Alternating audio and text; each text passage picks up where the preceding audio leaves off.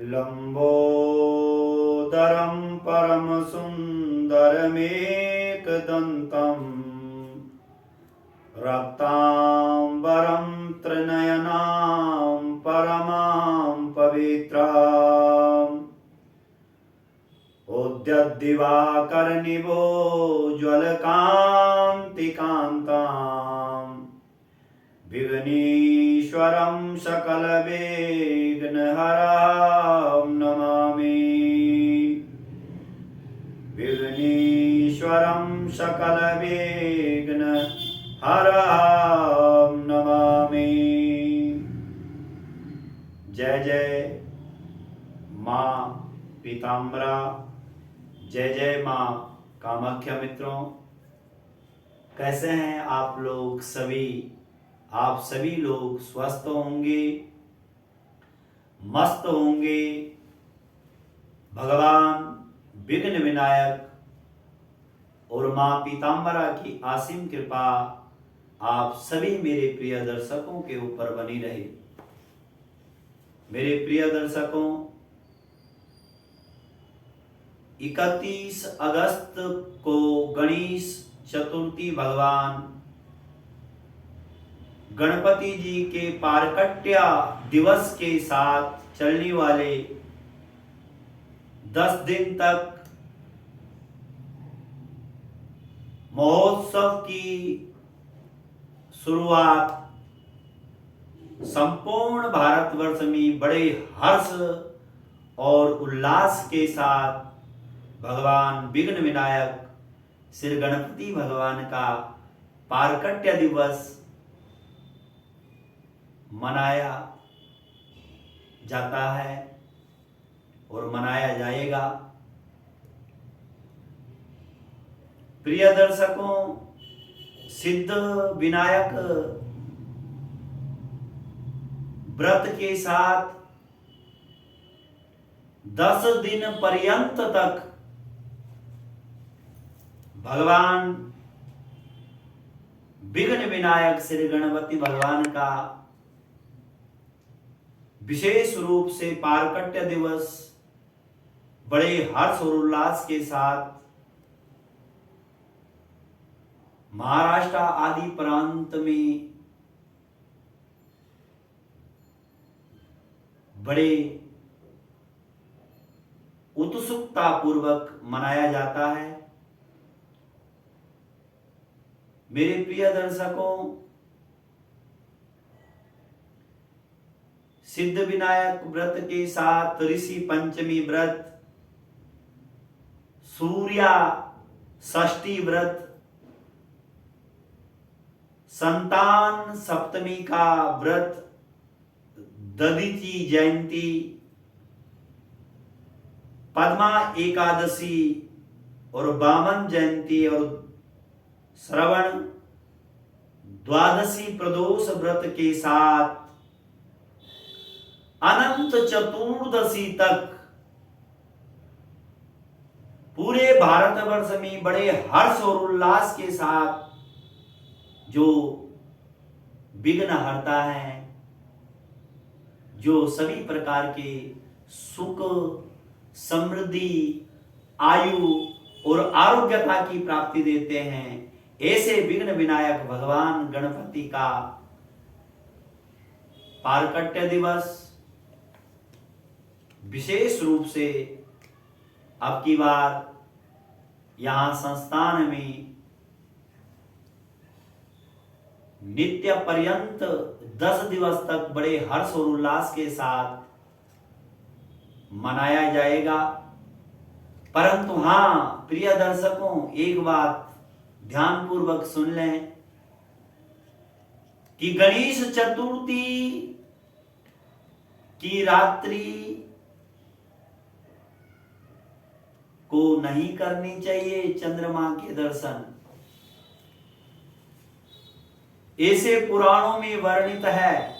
गलती से भी अगर दर्शन इस दिन रात्रि को चंद्रमा के दर्शन अगर गलती से अगर हो जाएं तो मेरे प्रिय दर्शकों,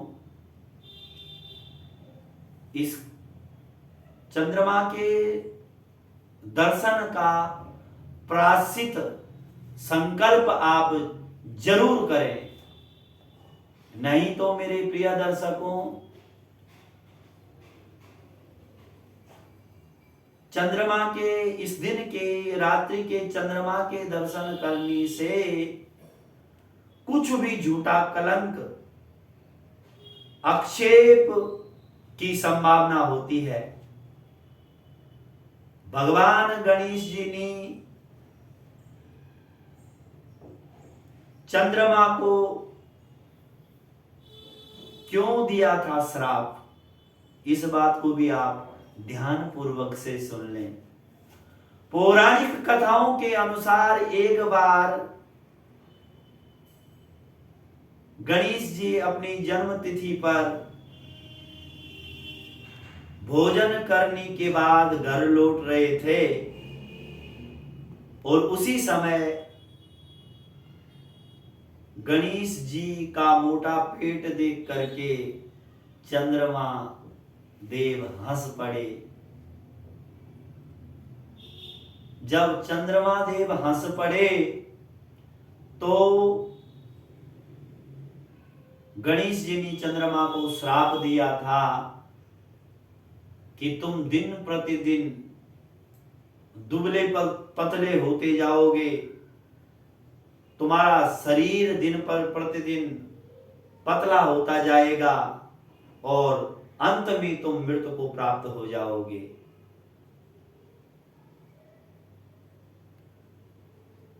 ऐसा जब गणपति भगवान गणेश जी ने चंद्रमा देव को जब श्राप दिया था, उसके उपरांत चंद्रमा देव ने शिव पुराण के अनुसार, ये बात मैं आपको बता रहा हूं, उसके उपरांत जब भगवान गणेश जी ने चंद्रमा को जब श्राप दिया, शाप देने के उपरांत